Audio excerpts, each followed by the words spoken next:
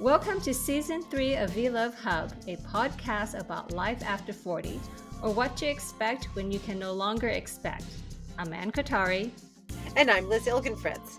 In this series, we'll be talking about sexual well-being for women in midlife and beyond. If you're enjoying our podcast, please rate and review us. Thanks.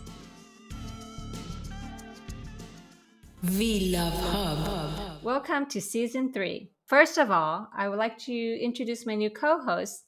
You may remember her from Season 2, Episode 6, Own Your Sexuality, Liz Ilgenfritz. Welcome, Liz. Thanks. I'm so excited to be co-hosting this season with you. I'm excited to bring on other people and ask more questions to other experts. This season, we are focusing on sexual health, and you are the perfect partner to have. Ooh, I'm the perfect sex partner? Yeah. I'm the perfect sex conversational partner, perhaps. Yeah, it's such an important topic, so interesting. Luckily, so much rich information out in the field right now.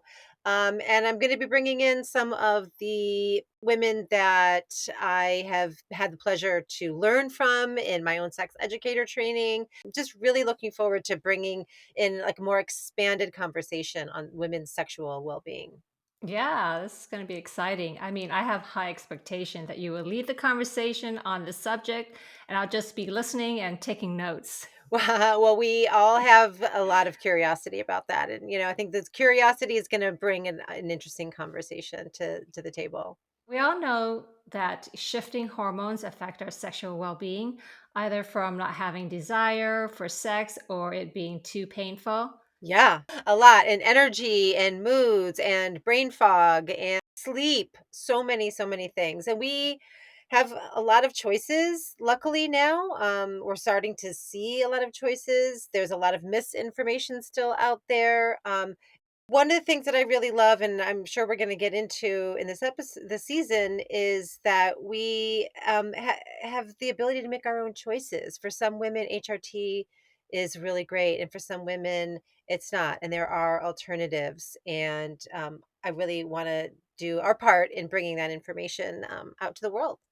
I wanted to get the up to date information on HRT, which is now being referred to MHT, menopause hormone therapy, for women going through peri and menopause. And the North American Menopause Society, NAMS, has recently updated their guidelines on their treatments.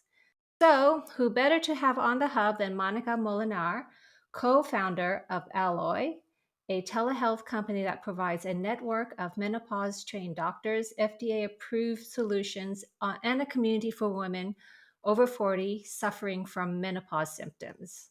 Well, I'm excited to hear what she has to say. It's such an important opportunity that we have to have these medical experts more accessible to us through telehealth. So, this is a great area we're going to explore in this season. Today's guest is Monica Molenaar, co founder of Alloy, an online telehealth and integrated pharmacy site. Is that correct? Integrated pharmacy platform. Monica is here to tell us about the facts on HRT and if I would lose the 10 pounds that I've gained from my menopause. But before we get started, can you tell us about how Alloy started? Sure. So Alloy is really an outgrowth of me trying to fix my own problem and seeking care for myself essentially, and not finding either the answers, the doctors, or just the sort of the care and the treatment that I was looking for, and the confidence in what I was taking. So I had my ovaries removed almost 10 years ago when I was 40. I tested positive for the BRCA gene, the breast cancer gene. My mother had breast cancer twice very young at 36 and 45, and so did her mother. So I've always been treated as if I had the gene, but I'd been doing a lot of screening since I was 25. But there was nothing else that I could do except some sort of prophylactic surgery to prevent a cancer. Neither my mother nor my grandmother died from breast cancer. I believe that it's very findable and treatable at this point. Mm-hmm. But ovarian cancer was a little more scary to me, and I was at significantly higher risk for getting it. So that's why I decided to have my ovaries removed. But what that did was it sent me into menopause overnight, because when you don't have any more estrogen, that is really the definition of menopause and what starts all of the symptoms from coming on, basically. And it really hit me like a ton of bricks. I couldn't sleep for 6 months until I started treatment. I gained 20 pounds, so you're lucky you've only gained 10. I was an emotional wreck. It was really, really difficult. And just the journey to actually get to treatment, to find doctors who were willing to be, confident and consistent in the messages that they were giving me was difficult. And it's kind of been through starting this business, really trying to deliver better care and a choice in solutions for women, that I've really become, one, pretty expert in the topic, Mhm. kind of an activist around it, because once you can't unknow it. Right. How women have just been so misled about something that's safe and effective and just really helpful. What really happened was that I had my ovaries removed, and then I hadn't been working for a few years. Mhm. I was home with my kids. I had sort of a series of different jobs, and sort of it all started with some caregiver problems, that I didn't have a good caregiver for my son, which was the first time that I sort of dropped out of the workforce for a bit of time to be with my kids. And I was kind of in and out between 30 and 40. And then when I had the surgery and I was 40 years old and I hadn't worked in a few years and I wanted to get a job, Mhm. I really didn't fit into the workforce anymore. I was too old and experienced to start at the bottom. And I wasn't, I hadn't really worked consistently for 10 years, enough to reach a level where I could sort of do what I'm doing now and run somebody else's business. And so I essentially, after a few months of really looking and trying to figure out what I was going to do, I started a business, Mhm. and with my goal being to get the skills that I needed to get a job. Right. So I started with two other partners. I started a business called Seed and Mill. We opened a shop in Chelsea Market in New York City, and we sold tahini and halva, which we imported from Israel. And it's still going.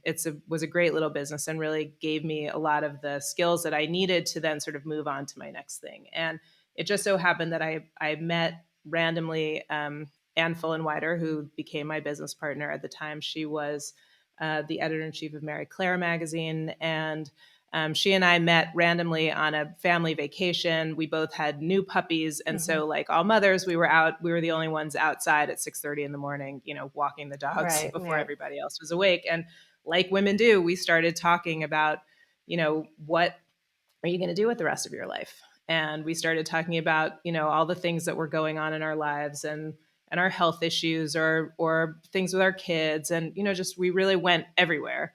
And when we went back to the city, I reached out to her, and I was at that point already thinking about what my next thing was going to be post Seed and Mill.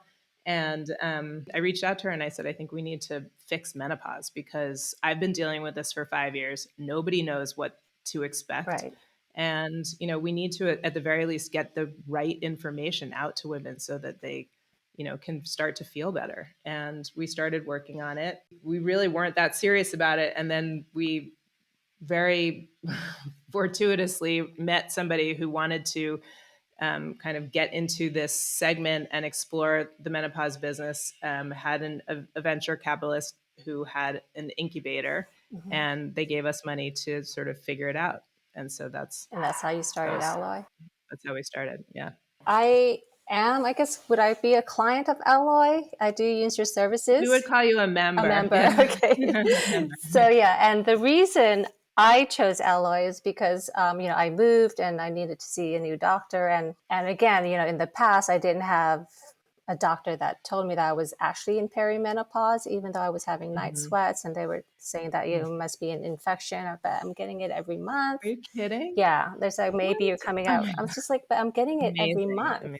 These stories, we hear them every day, all day long. So then I've moved, and someone mentioned a doctor who will give you HRT. So I went to see her, and she's like, I don't recommend it to anyone, but if my patient wants it, I will prescribe it. So unsupportive. So I didn't take it from her because, and my reason is I'm sure she's a great doctor, but I just wanted to have someone who's a specialist who really knows about HRT. So that's why I Mhm. came to Alloy. That's great. Even though my doctor would give it to me, I'm just like, well, if I have an issue, I don't want to wait a week for her to call me back. At least here, you provide a doctor that will get back to you within 24 hours. Yeah, and I mean that has been the thing that's sort of been super important to us from the beginning, is building a stable of real expert doctors who understand this. And the fact is, it's not that it's so complicated. It's just that it's been kind of made out to be so complicated, and also the fear that has been perpetrated among women, among doctors, Yes. among just people in general about hormones, generally, estrogen specifically, very unwarranted. I mean, of course, if you're going to overdose on testosterone, like that's a different story. That's, or change your gender, or, but that's not, we're not talking at levels like this. We're talking, this is something very different, menopausal hormone treatment.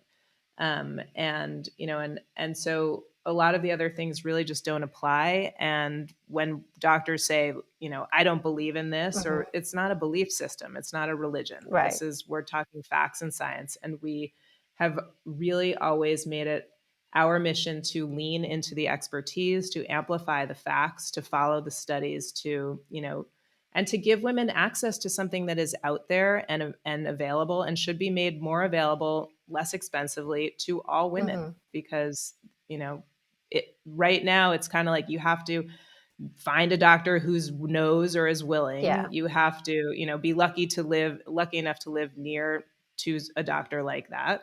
Usually that's much more expensive, because a lot of these doctors don't accept insurance because they don't need to. So we also don't accept insurance because we're a new business and we can't, but we've tried to, or we didn't start out in that way. It's very difficult to work with insurance companies, and we didn't have the volume, but we really have made it sort of our mission to also to keep our prices at a level that are similar to an insurance copay, Hmm. so that it's really accessible and in the hands of women. Yeah, I do find it reasonable for my prescription. A lot of people are concerned about the whole cancer thing, and there's a lot of misinformation about that.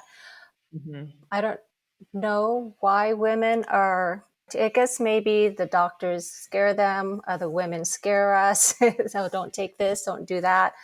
Well, even your doctor who said, I won't prescribe it unless I won't offer it unless you ask, is actually, the science does tell us, and the North American Menopause Society 2022 guidelines, which have just been updated to really reflect the decades worth of knowledge that we have about this treatment, really suggests that actually the sooner you start taking menopausal hormone treatment in your menopausal transition, the less time you allow your cells to be without estrogen, which, you have estrogen receptors in pretty much every cell in your body. It's really determining the texture of your skin, Hmm. the texture of your hair, the hydration of your eyes and your joints and your, just everything in your body. The sooner you start taking it, the more protective it is. It reduces colon cancer by 30%. It's FDA approved to prevent osteoporosis, which is a silent disease. You don't know you have it until it's too late. And then the medication that you have to take to deal with osteoporosis is a lot harsher, and it's worse to fix a problem than to prevent one from happening in the first place. Women after older than 50, if you break a bone or you break your hip Hmm. after 50 as a woman, postmenopausal woman, you have a 50% chance of dying in Wow. the next 12 months. And you're way more likely to break more bones. So if you don't ever have to get there, for me, that's a preferable state. I would prefer that doctors be more protective and preventive than sort of telling you to wait for a crisis, which is, luckily the crisis that I had, I mean, it was a serious 6 months, because after my surgery, until I actually started taking HRT, because my surgeon at Sloan Kettering, who did tell me that I could take it and that I should take it because of my age. So anybody who goes into premature menopause really should be offered menopausal hormone treatment, because to live that many years without estrogen is so damaging to your Hmm. heart, your brain, and your bones. What he didn't do, though, was give me a prescription on my way out. And so then I ended up in the same swirl of, I went back to my OBGYN, who was like, well, your mom had breast cancer. I Right. don't know if you should take this. And then I went to somebody else who gave me compounded, and I wasn't sure about those. And so I was, I know all of this really from experience. and trying to figure it out myself. I've actually had a friend who reached out to me. She has cancer in the family, but she was hesitant to take anything. And she's dealing seriously with vaginal dryness to the point where, she says, I can't have sex. I just can't. It's terrible. Her doctor wouldn't even give her the vaginal cream, estrogen cream, told her to check out Alloy, sent her some information. She said she tried everything. I said, if you tried every other option, this is it. This is the thing. This is what works. Yeah. It actually, I mean, so I've tried everything and I've had every symptom. I also recently in the last year and a half accidentally, thanks to Alloy actually, but my own mistake, accidentally took half my dose of estrogen for 3 months and started literally peeing in my shoes. Like I couldn't Wow. hold my bladder any longer because your bladder is estrogen dependent. I was having all the vaginal symptoms, dryness, pain, everything in 3 months. That's all it took. And I didn't really, even though I'm talking about this every single day, I had never had the vaginal symptoms before because I've taken estrogen all these years. And so, and I take a milligram and I was taking half a milligram and that wasn't enough for me. And which is another thing that women should know, like there's the personalization is not titrating it to within the milligram. It's like whether you could take half, you could take a milligram, you might need more. It's really about what is going to control your symptoms. Everybody needs a slightly different, amount. Most women need a milligram.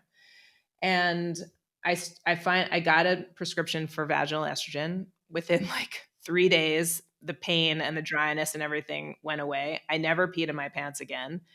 Actually, the thing about the cancer, for example, the studies show that if women who took HRT and then got breast cancer, which because your risk is your risk. Like I take HRT, I have an 80% lifetime risk apparently of getting breast cancer. That although that doesn't take into account how much I move, what I eat, all those things. So I don't really fully believe in, those risk calculators because they're so unnuanced. It's really a puzzle that you have to put together and for your own life and lifestyle. But in any case, the women who get breast cancer after taking HRT or have a much lower mortality from the breast cancer. So estrogen is very protective in many ways. And there's, like I was listening to a Peter Attia podcast recently where he was talking about this podcast and he was talking about the healthy cell theory and the diseased cell theory. And basically the longer you allow your cells to go without estrogen, that is when they become diseased. And that is when these chronic diseases of aging start to sort of take shape. So, number one fact is HRT does not cause cancer and it's not going to give you cancer. And you should not be afraid of taking HRT. Exactly. And number two fact is that even if you've had cancer, there is a big movement now towards giving women estrogen after breast cancer. That's systemic estrogen. Whether we go there or not, right now, everybody who knows, including the North American Menopause Society and all of the sort of, the people who actually know about estrogen and hormones in menopause, agree that even women who have had breast cancer can use vaginal estrogen. The dose is so low and it is non systemic. It only treats the skin where it is applied topically. And so, there is nobody who should be suffering from vaginal dryness, painful sex, frequent urinary tract infections, incontinence, all these things that are a result of the loss of estrogen. It is simple and inexpensive to procure and to use and to treat, and it is the root of all the problems, and adding some back is really healthy actually. Any other facts you want to inform us all about? There's so many myths. Let's just get them there's all out. there's so many myths. Yeah, I mean, I think really, that's the biggest thing is that the real reason why people aren't taking estrogen is because of this fear of breast cancer, which is so unfounded. The leaders of that study have all walked back that conclusion. It's just that it hasn't made the headlines in the same way, and so we really are trying to amplify those facts. And it used to be, prior to the Women's Health Initiative, 40% of American women took menopausal hormone treatment. And the reason why they did that study, which was $1 billion study, stopped short in 2002 with this kind of big headline that, estrogen was giving women an increase in breast cancer. The reason why they did that study was that the women who they had seen who had been taking hormones since the 40s, we've been giving women estrogen, had such a lower incidence of cardiovascular disease that they were trying to figure out if you gave women who were more than 10 years out from menopause, who had multiple risk factors for cardiovascular disease like obesity, smoking, diabetes, etc. If you gave those diseased women estrogen the average age was 63. So there were women at like 79. Would it make them better? No. That's where this sort of theory of the sooner you start, the Got it. better off you are came up. And let's get to your face cream. So tell me about that. Do you need a prescription for it? You need a prescription. It has estriol in it, which is actually a weaker form of estrogen. So it's even less likely to be systemically absorbed into your bloodstream. Hmm. But the research on estrogen receptors in the skin is that the estriol, even though it's weaker, is sort of more receptive to the skin. It affects the skin more, better, more strongly, even though it's a weaker form of estrogen. And so we decided to use estriol. It's a compounded product. And it's pretty much the same dosing as the vaginal cream, except that it is in a base that is more hydrating and sort of better absorbed by the skin. Right. So it wouldn't affect someone who's taking HRT. It's not going to Nope. increase any of their dosages or no Nope. changes. No changes. Yeah. Mm-mm. Yeah. No, I've been using it for months. And even, the interesting thing is in the 2022 guidelines from the North American Menopause Society, which I keep referencing, they talk about the fact that taking systemic estrogen does help your skin, but it's not always enough to, and they even talk about the fact that it reduces wrinkles. What happens when we lose all of our estrogen is that we sort of fall off a cliff and, and Right. like all of a sudden you go from having the support. Estrogen actually hydrates your cells. It creates collagen. So it's sort of good for the elasticity and allows your skin to bounce back in a way that, Hmm. when it's tried out, it can't any longer. It's amazing. Like it really gives your skin this sort of, what's the opposite of lifeless? Full of life, rejuvenated look, Rejuvenate. Yes. Yeah. So you have this amazing cream. Tell me about that because that looks really interesting. And how do I get It's fantastic. So the interesting thing about Amazing is it's topical sildenafil, which is the generic for Viagra. You can get it through our website. It is a prescription like all of these things, but there are no contraindications for it. Are there any Like there's hormones in it? nobody Or- there's no Mhm. hormones in it. What you will want to make sure is that, if you have a very atrophied vagina, so what you were describing, your friend who's so dry and so painful that she can't have sex, adding anything to that that's not first estrogen will probably sting. That's sort of like the worst that would happen. But really anybody can use it. And it's not systemic the way that it is for men who take it orally. But what we've learned is actually that the clitoris is the exact same organ as the penis, just smaller and mainly encased by skin. So you don't see the majority of it. And the interesting thing is that Viagra has been FDA approved for men for 25 years, Wow. since 1998. And the only reason why it was not available for women is that we're not allowed to talk about women's sexual pleasure. It's not worth it. It's not enough for it only to have a product that's only for women to feel more arousal. Like that isn't something has been okay to talk about. So the fact that we're even able to have this conversation is kind of revolutionary, and that we can offer this product, which, is not going to change your relationship, but it might help your sex be better. It's like a nice tool. A lot of women really struggle with sensation, with actual physical sensation, with arousal, with libido and all of these things. And certainly estrogen is very helpful in setting the stage for that. And this is sort of like a nice 1-2 punch. So how does it work? How when you apply the cream, is Mhm. there a certain amount, or how do you have to wait? And is it Yep. safe for your partner? Mhm. It's like a pea-size amount, 1 pump, and you basically apply it. You can apply it to your clitoris, to the labia, to the vulva, just all around. And what it Hmm. does, how it works, is it brings blood flow to the area and makes it more sensitive. And it takes about 15 to 30 minutes to sort of sink in. And then it lasts for about 2 hours. But it's not that there's nothing happening in that 2 hours. Like if you stop your activity, then you can go to sleep and just move on with your day or your evening or whatever. You don't need to have a partner. It's just a helpful tool. It is what it is. It's like if you want to increase sensation and pleasure, try it out. It's nothing more complicated than that. But it does require a prescription, and it takes 2 seconds. And what we're really trying to do is put these solutions in reach of women. Why shouldn't it's there? It's out there. It's safe. We know it's safe. It's been available for men for 25 or more than 25 years. Why should it be so difficult for us to get it? We like sex too. Yeah.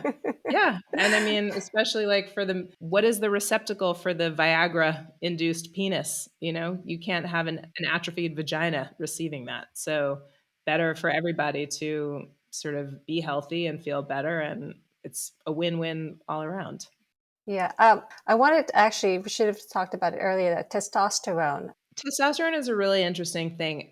I've been struggling to get a prescription for it myself for the last like year and a half because doctors in the United States do not know how to prescribe it, and it's a considered a controlled substance, so it's hard for interstate prescriptions to be written. There's no FDA approved dose for women yet, so you can only get it either in a compounded form at a lower dose or take a men's gel or men's testosterone product and sort of self dose, which is can be done, and I think is fine. I'm willing to do that if I can get my hands on the prescription. I actually live in the Netherlands, and I cannot get a prescription as a woman for testosterone here, and I don't even think as a Wow. man you can. Like it's that strict. Hmm. Wrongly. It is helpful. In the UK, a lot of women take it. I have taken it before. I've had it as a cream, and I've also had it as pellets, which I do not recommend at all. Testosterone pellets, no, no, no, no, no. You don't know how much you're getting. You can't get it out. I had such an elevated level of testosterone at a period of time that luckily no irreversible changes or changes that I noticed, but it can cause significant irreversible changes, which you don't want. What Um, type of changes? What could happen if you an had? enlarged clitoris, Uh-huh. deepening voice, hair falling out, Oh, male pattern baldness. Like, I mean, that's it. You really have to have a lot, but you don't know what you're getting with the pellets. It's not worth that when you can use a gel or something where you can control the dose much more easily. But you do need to be blood tested for it. It's something that it's on our horizon, but it's so difficult to do that, you're kind of 90% of the way there, maybe 95 if you have estrogen and progesterone, sort of the standard menopausal hormone treatment. And then adding testosterone is kind of really fine tuning, I think. It's indicated for libido. That's what the indication is for libido, but what a lot of women who take it, in particular, there are a lot of women in the UK who, are sort of talking about it on Instagram or various places, and what they report is that it makes them feel more energetic, that it makes their muscle recovery, sort of quicker, that they actually can train their muscles more effectively. right. I'm hoping that all of this work that we're doing, and not us alone, but of course, there's a whole movement around menopause. But I really hope that for all of the generations coming after us, that this conversation is closed, and that women are treated equally and given the choice and the option to be confident in the science and the information that we know, which is that estrogen does not cause cancer. It does not cause breast cancer. It has incredible protective qualities, as does progesterone. The thing with progesterone, it doesn't decline as dramatically as estrogen, which is really why we talk about estrogen being kind of the first thing, the life force that you need. But it's so important. It's so helpful. And it's really safe for the majority of women. So a lot of women think that they're not candidates, and they actually are. Thank you so much for coming on and speaking to us and giving us the facts. To check out Alloy, you go to myalloy.com. That's ALLOY, Alloy, myalloy.com. And also, you're on Instagram at myalloy. Yep. Thank you for having me. So, Anne, that was super interesting information that she provided to us and our listeners. You're on HRT. What was your take on it? I basically did it for night sweats and sleep. And like she said, not one fits all. I was giving like low dose, and after 3 weeks, I started seeing some improvement in the night sweats and no improvement at all in sleep. I went back to my doctor and told her this, and then the dosage increased. And within like 2 weeks, night sweats were gone. I'm sleeping. I'm even dreaming now, because before I just stopped dreaming. And the other bonuses were like my headaches were gone. I used to get headaches daily, sometimes nightly. That's gone. And I've noticed that when I wake up in the morning, my joint pains are so much better. I can't say that it's improved my brain fog. Mhm. That sounds great. And just imagining like what a greater sense of well-being that you're experiencing from sleeping better and being less achy. That's huge. So in taking the initial dosage and upping the dosage, did you notice any side effects? Okay, first of all, I want to say like I had friends who went onto HRT, and one's like, "Oh my god, overnight I felt so much better." One was like, "Oh, in 2 weeks you're going to feel so much better." It took me longer, and I had to increase my dosage. So I'm so different from everyone else. And so the first thing that I noticed was, even with a low dose, when I take allergy med, I always get cotton mouth. So I kind of like noticed that in like one day, and then the next day Mhm. it was gone. Then it kind of came back. Mm, And I thought, oh, I hope this isn't going to be like a forever thing. But that did go away. And then the other thing was breast tenderness. Like my breasts were sore. interesting. And they say that some people get nausea. And I had this one night where I woke up and I thought I was going to vomit. Like I ran to the bathroom. I also have issue with vertigo, so I don't know if it was that or if it was the medication. So I can't really confirm that, it caused nausea for that one night. Well, would you say that on balance, then the benefits outweighed the side effects that you've had? Yes, for me, because the side effects were short-lived. I'm not experiencing any of it now. Short term for the long term. Since you have this experience of for taking HRT yourself and having heard what Monica has to say, do you think that it's something that you would advise other women to try if they desire? Definitely. I think, for me, it really made a whole difference in my sleep and not waking up 3 or 4 times in the middle of the night. It actually changes your life a bit, because we're so used to, like, I don't know, what did they say? Grinning and bearing it? Grin and bear it. After, like, 10 years of going through this, it's like, "Why? Why am I doing this?" And I'm so glad that I Mhm. finally jumped in on the hormone therapy, and I would definitely recommend it to all my friends. Good firsthand account. Thanks, Anne.